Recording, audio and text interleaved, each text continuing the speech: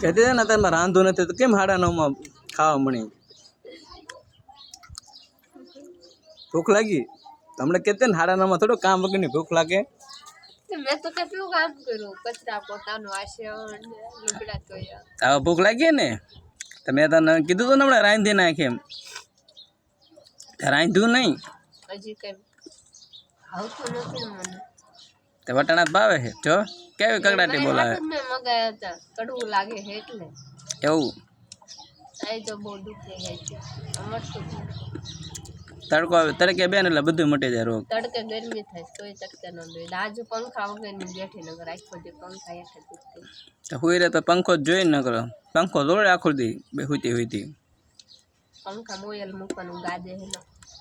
ગામમાં જઈ તાર મેળાનું ઓઇલ લેવાનું.